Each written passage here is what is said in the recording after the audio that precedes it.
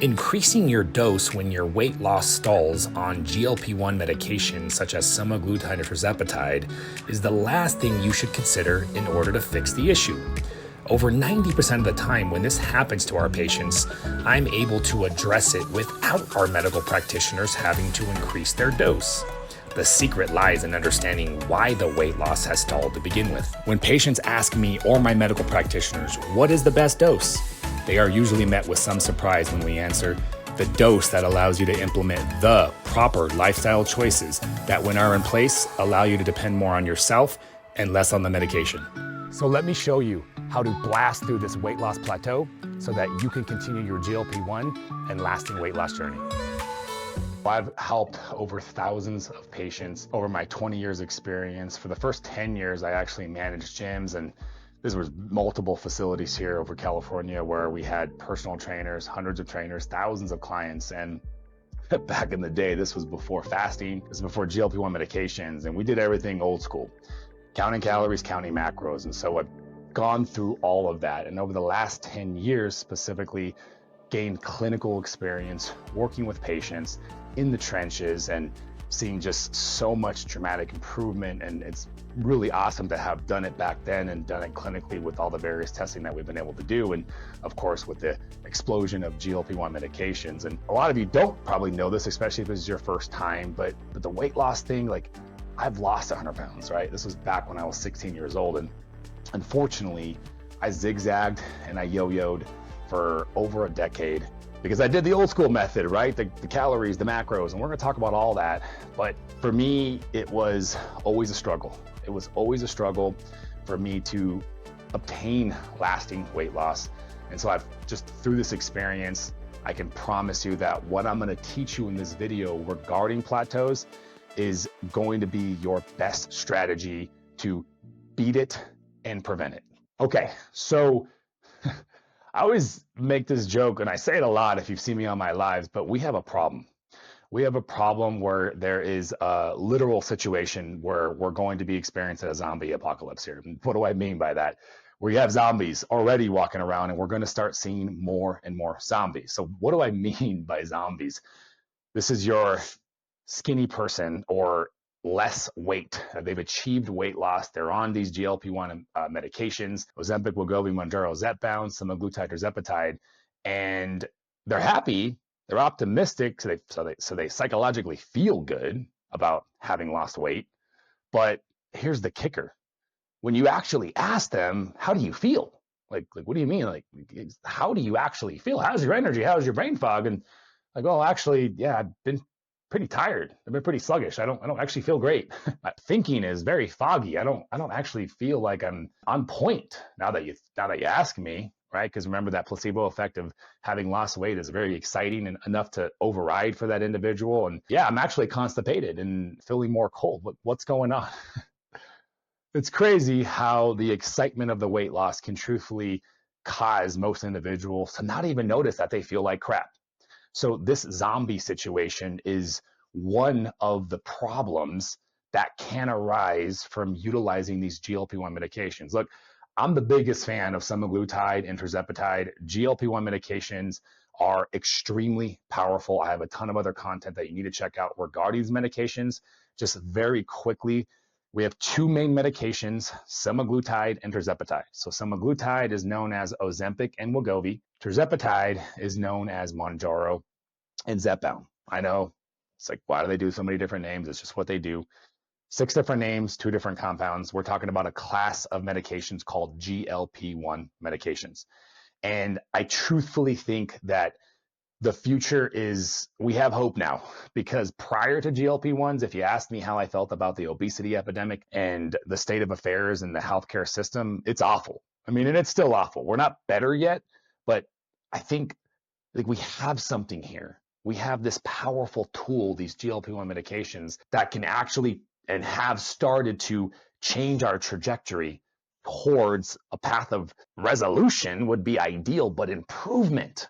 Because these medications are so amazing at what they do. They reduce food chatter, they shut that off, they reduce hunger, and they give you this instantaneous increase in insulin sensitivity, which is the same thing, by the way, as saying a decrease in insulin resistance. The combination of both is a very powerful recipe for weight loss. But weight loss plateaus are one of the most common situation that arises. It's one of the most common problems because people aren't getting the coaching, the guidance, the support that they need to freaking do this right. And it's not the doctor's fault. It's, you know, these poor physicians they barely got enough time to see these patients just to get their dosing right. There's no coaching and structure and guidance. And so we're going to dive into this weight loss plateau. We're going to dive into the science of it, why it is, what it is, how to fix it, and then how to prevent it. But we're going to make this make sense for you, given that you're likely already in a weight loss plateau, or you've heard about it, and maybe that's why you're scared about these medications. All that stuff you've heard about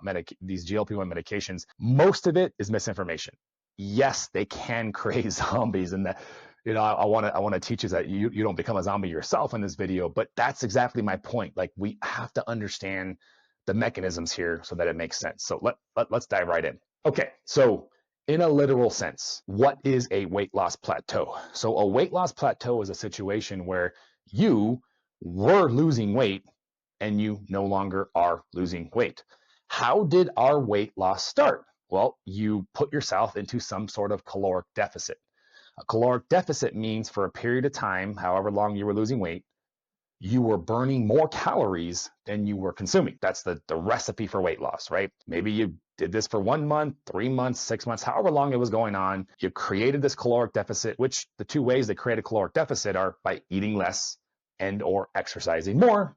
Most people do a combination of both. And by the way, like the mechanics of this is very synonymous with the law of thermodynamics, you know, essentially calories in versus calories out. Now, this is a very controversial topic because is obesity and weight loss as simple as the law of thermodynamics, right? Energy cannot be created or destroyed. So no, it's not. And I have plenty of other videos that you should absolutely check out on our YouTube page, where we talk and take a deep dive into calories versus hormones. But energy balance does matter.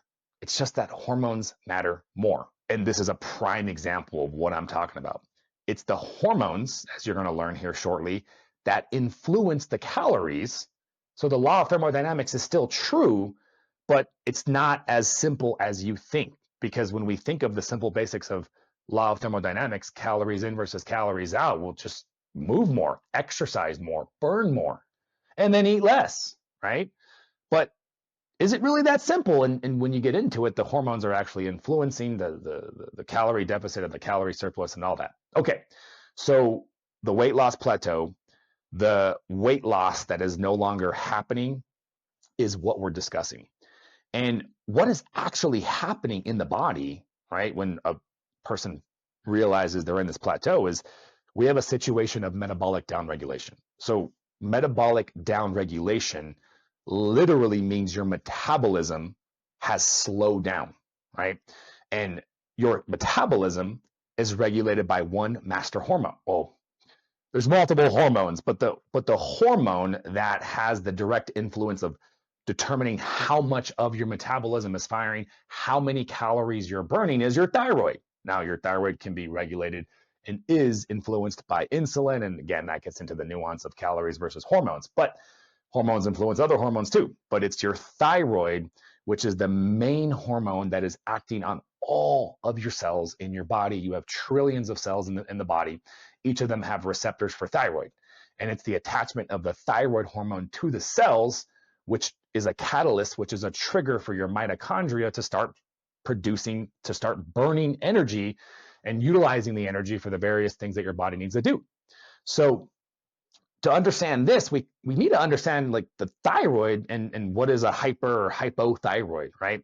So hypothyroidism is a medical condition where your body is not making enough thyroid hormone. And as you can see here in this chart, and this is a great chart because you can see just how vast the amount of systems that thyroid hormone affects, the amount of different symptoms an individual can develop from having a hypothyroid situation is vast.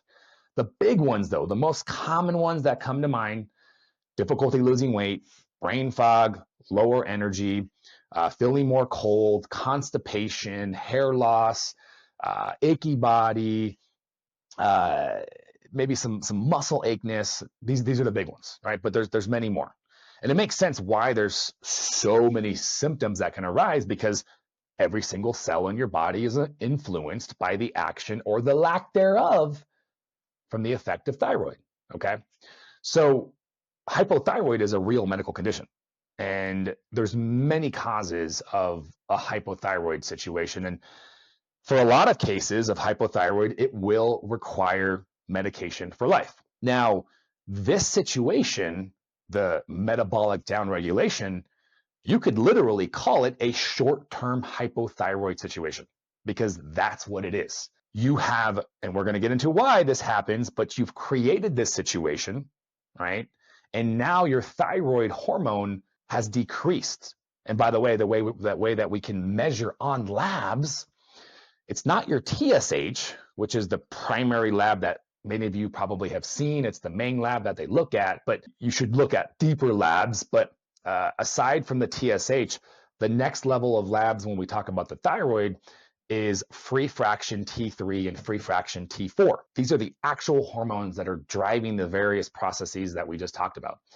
T3 being much more active than T4, and free just means it's the unbound version of it. And we don't have to get into the weeds of that. So if you were to test this, you would literally see in this situation that you may be in yourself, if you're watching this, that you have less T3 and less T4. This is a medical condition. This is a medical concern. This goes beyond just, I can't lose weight anymore. Hypothyroid situation is not a good situation to be in, regardless of how you got into the hypothyroid is another conversation. But think about it for a second. Every cell in its body has a certain amount of energy that it requires to do its thing. Your body functions as a result of the function of trillions of cells. And so if trillions of cells are functioning where the energy, where the juice is turned down, your literal vibration, your essence, your overall function is decreased. That's why hypothyroid is such a big deal. You might have heard of the excitement of bioidentical hormone replacement therapy, where men and women benefit from increasing testosterone, estrogen, and progesterone, but thyroid is senior to all of that. It's a very, very big deal. I always use this example, battery saving mode, just to give you guys a clear picture of what this looks like. So you guys notice on a laptop, right, or computer, actually laptop, right, you put it on battery saving mode. So it gives you more battery, you can use it longer, but it's annoying, right? The screen turns off sooner. You can't run as many applications. It gets slower. It's definitely not a situation you enjoy doing, right? So you usually only do it when you have to. The body is actually not too different. When your body runs into this and this process happens where your body slows down its metabolism, think about the sacrifice to you and your quality of life. There's this measurement called TEE, which is total energy expenditure. And the TEE refers to the amount of calories that you should be burning, right? And I'll link to one in the description, but there's very basic formulas that ask you a couple questions and it spits out a number. So let's just say, for the sake of discussion, 2,500 calories. When your body is burning 2,500 calories, if things are functioning great, if there's no down regulation, you're at a maintenance. Your weight doesn't change, right? Well, now if your metabolism has slowed down, you're still alive, you're still functioning, but now your body functions off of 1,500 calories, for example. Think about the sacrifice that your body has to go through in order for you to function off of 1,000 less calories. And I've seen people, because these GLP-1 medications are so freaking powerful, come in and I ask them how much they're eating on our first coaching call, and they're like, I'm eating 1,200, 900, and I'm not hungry. It's kind of the dark side of these medications and why the coaching and structure is and support is so important. But it's crazy. Your body is very powerful at doing this, and we're very slowly here going to get into why it does that. But the quality of your life is compromised. As the battery saving mode analogy, you literally go into battery saving mode. You're not thinking as clearly, you're tired. And that chart that I showed you earlier, those are all potential situations, because again, this is a situation of short-term hypothyroid. But the big four that you probably are experiencing right now, let me know in the comments, is brain foggy, you're more tired, less energy, you're not pooping as well, and you're probably more cold, or you notice you get cold sooner. But that's the sacrifice your body had to make to deal with the situation. Okay, so we got a better structure now. You understand the difference and how this is a real medical concern and not just a deal of help me lose weight, right? So why does this happen? Why the hell does your body do this? Because it's frustrating, right? We got to go back ancestrally, right? So human beings, our earliest ancestors, we're talking 3 million years of evolution to our earliest ones. And things have changed dramatically. We haven't had steady supplies of food until about 10,000 years ago, 10,000 out of 3 million, huge difference, agricultural times. So prior to 10,000 years, we're talking 3 million, where food supply was inconsistent. And so due to an amazing process called evolution, it was the process in which our bodies developed abilities to survive periods of famine, periods of starvation. Our ancestors that couldn't survive off of periods of famine didn't survive. And so you can literally say everybody alive today is the result of 3 million years of evolution, where we evolved to develop the best and most efficient machinery to be able to survive periods of famine, periods of starvation. That's exactly what we're talking about, this situation of metabolic downregulation. Your body goes, whoa, whoa, whoa, we're starving. Let me slow things down a bit at the cost of what it does. And we talked about that to keep you alive for longer. So your ancestors were very appreciative of this process, but you hate it. And I hate it too. Trust me, as somebody who's experienced this myself many, many times, it sucks. It's really interesting that how and you probably noticed this yourself, your friend Jane, started tirzepatide and she lost all her weight. No problem. She ate 800 calories and she was a zombie, but her body didn't stop and she lost all her weight. And then you, or maybe your friend Bob, barely lost 15, 20 pounds and now you're plateaued and you're still on the meds, right? Nobody has really figured this out. I don't know, and nobody has really figured this out as to why there's differences. My guess would be genetics or maybe, resilience of the body, toxic exposure. There's probably a ton of different potential reasons, and it's really irrelevant because we're going to solve the plateau for you here in a second. But it's really interesting to observe the difference. But nonetheless, this is what we need to deal with. I wanted to interrupt for a quick minute and let you guys know about the permanent weight loss guide that I've created for you guys. I'll link to it in the description. It covers 3 of the most common roadblocks that people encounter on their weight loss journeys. Number 1, weight loss plateaus, how to bust through them. Number 2, how to start a prolonged fasting regimen, but do it safely and do it correctly to optimize results. And then finally, medication independence, specifically semaglutide, tirzepatide. If you're looking to save the most amount of money, this guide and this program will help you wean off of it. I'll link to it again at the end of the video here in the notes. And now back to the show. Okay, so how do we fix this pesky situation here? Well, in summary, right, hopefully what you've learned is this is a result of metabolic downregulation, which was caused, here we go, by calorie deficit over time. Your body detected this caloric deficit day in and day out, and everything happened. So now we need to give your body the opposite signal. What's the opposite signal of a calorie deficit over time? Caloric surplus over time. Literally. I know you might be like, wait a minute, you want me to eat more? You want me to gain weight? Well, just bear with me here. If you do this right, you won't gain weight. And again, there's genetic situations, variability, differences, but generally speaking, there's an optimal way to go about doing this. So we call this a reset, a reverse diet. In my program, I've always called this a reset. So a reset is a situation, a program, if you will, where we slowly increase our clients' and patients' caloric intake. We got to do this slow and we got to do this steady. So I like the range of 200 to 300 calories. So let's say we're starting a reset and we figure out that we are consuming about 1,200 calories. So for week number 1 of your reset, you need to start eating 1,400 calories. It's 200 to 300 range. So if you want to go a little faster, you can do 300. If you want to go a little slower, 200. So if you're at 1,200, your first week, you're going to shoot for 1,400 or 1,500. And you're going to do that for an entire week. You're going to look for confirmation that what you are doing is being accepted by your body, if you will. If it's working, you should start to feel better. Maybe it might take 2 weeks. You shouldn't feel worse. You should start to feel better. Feel better, meaning in those symptoms that we talked about. Oh my gosh, I'm thinking better, right? I have more energy. I'm not as tired. I'm pooping more often. I'm not as cold, right? So this is confirmation that your body is responding to the trend, right? The trend of caloric deficit over time. And your body's saying, okay, great. I'm not starving anymore. The alarms can turn off. Things are good. Let's crank that metabolism back up because I want to burn 2,500 calories. If I was your body speaking, this is what I might sound like. I don't know, but the reaction is to slowly turn things on. The other thing to look for week 1, week 2, week 3, as you do this, is you're not gaining weight. So this is why we do a slow and steady increase in calories, because that's giving your body time to crank the metabolism up. Some of you, when you do this right, will even start to lose weight, which is always interesting. I get these text messages sometimes from patients like, I'm starting to lose weight as I'm eating more.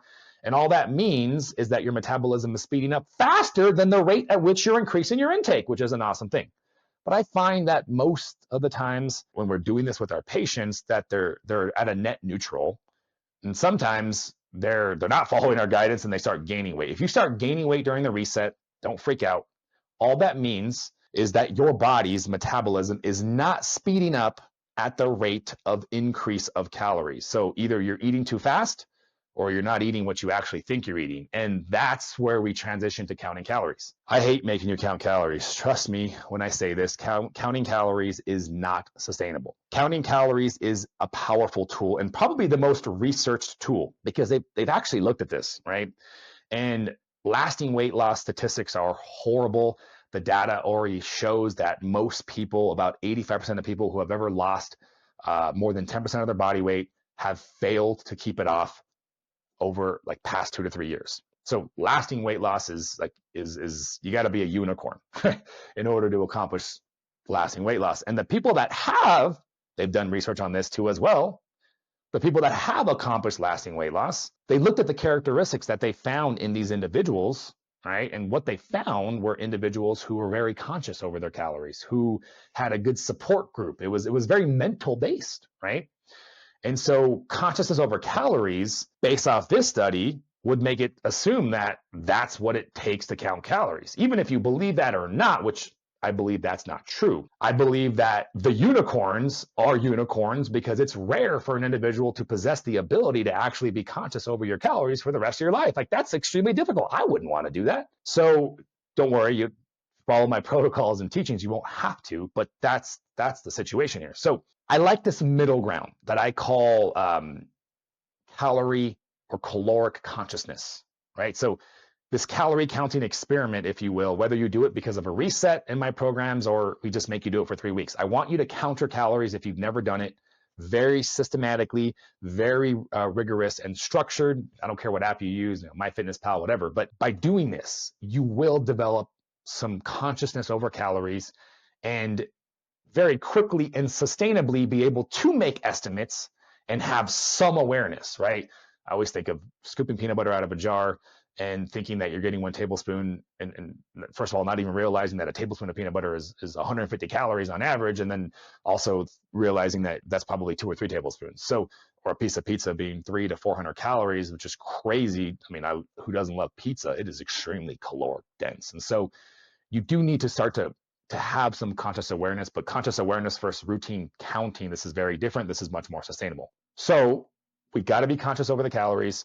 In this particular case, we're developing that consciousness by counting. So count your calories during this reset, because if you don't and you're estimating, you're more likely to create the scenario that we talked about earlier where you might start gaining weight because you think you're eating what you're eating, but you're not. You're overeating. And humans are notorious for always overestimating their calories. That's also been proven by the data too as well. So, okay, we know how to fix this. We go out there, we fix it. I hope you guys have a ton of success with doing that. Let us know. There's links in the description if you want to reach out to us and we can totally help you do this. Now, how do we prevent this?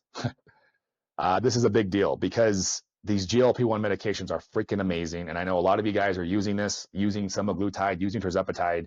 And so it's so easy to slip into a weight loss plateau because these medications are so freaking powerful at suppressing your appetite and essentially starving you when you don't feel like you're starving. It creates starvation very easily. So we do what I created was the FLOA protocol, which is my structured approach towards fasting And it's so much more. We look at the pillars of lasting weight loss. Number one, it's your nutritional approach, eating less processed foods. Number two, incorporating some longer rounds of fasting, resistance training, a good supplement protocol, addressing inflammation, optimizing stress, optimizing sleep. Those are the tenets of the FLOA protocol. I'm big into the fasting, and what we'll do with you is at your own comfort zone, where even if you've been an individual that's had struggled with fasting, there's a reason why. So we teach all the tenets of that. But in essence, we're looking at getting our weekly. So instead of looking at caloric restriction as a day-to-day thing, I want you to look at it as a weekly thing. I'm going to fast for longer periods of time during the week. And it's during those longer fasts where I'm not eating anything, where I have a massive caloric deficit. That's going to be where I get my weekly fat loss in. And then the rest of the week, I'm going to eat large amounts of calories, shooting for my TEE or even higher, right? Because I don't worry about counting calories, because we talked about that. So just, you have an estimate, you know what that looks like, and you shoot for around there or more, because you had longer fasting periods and you were able to, on a weekly basis, still achieve a caloric deficit that's necessary for weight loss. And then you get all the benefits of the fasting, which is improvements in insulin resistance, improvements in metabolic flexibility, reductions in inflammation, improvements in that cellular autophagy, and overall vibrational improvements that happen from fasting, but especially when compared with all the other tenets of lasting weight loss. Okay, so closing this out for you guys. I know a lot of you are on these medications. And as I said at the beginning of this video, it is very common occurrence where you're losing weight at a dose. Doctor says, great. You tell the doctor, hey, I'm no longer losing weight. And their first thing to do almost always is, let's increase the dose. I'm not in agreement with that. I don't think that that's your first action. In fact, when you work with us, or if you ask me or ask my practitioners, what's the best dose? The best dose of this medication is always, in our opinion, the lowest dose that allows you to implement the proper lifestyle choices. And we talked about a lot of those interventions that will get the needle moving, that will produce, in this case, weight loss, and good weight loss at a good rate. And for me, a good rate of weight loss floats around 1% of your body weight per week. If you're losing about 1% of your body weight per week, you're kicking ass, you're doing great. The lowest dose that'll achieve that. The worst thing you could do is increase and increase and increase and do it very rapidly. Like, the goal here for some people, and this is what we help patients do, is I want you to get to a point where you're leaning more on your body and less on the medications. Not only is that going to save you a ton of money in the future, especially when the national shortage is over and you no longer have access to these medications. I know a lot of you aren't thinking about that. Reminder, we're in a national shortage. That's why you can access these significantly more affordable compounded medications, semaglutide or tirzepatide. But when that national shortage is over, you're only going to be able to purchase the significantly more expensive pharmaceutical brands, Ozempic, Wegovy, Mounjaro, Zepbound, which are about 4 to 5 times the price. And so I don't know about you, but that's a lot of money. And so a lot of us, unfortunately, aren't even thinking about that because our head is so focused on the now. So that's one huge reason. But another reason is doesn't it make sense to you to get your body to a point where it's able to maintain its health and we have the tools there when we need it? Tell me what you guys think. But that's what we like to help our patients achieve. It's like, first we break the barrier, we start the meds, we get the weight loss rolling, but then we implement, because I'm coaching my patients every single week, lifestyle over those various tenets.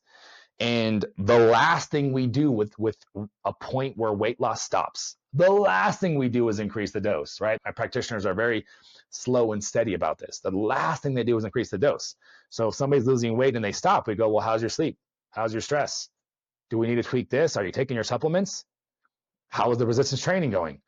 Are you following the protocol of diet? Have you decreased your consumption of processed foods? What are you running into? And we'll go over all that. And we're not afraid to increase the dose, but it's always that last ditch option. It's that last approach, because we know we can crank that up and it's going to get the needle moving, but we want to rely on other things. If you guys enjoyed this video and found it very informative, you're definitely going to want to check this video out right here. It's called GLP-1 Realities.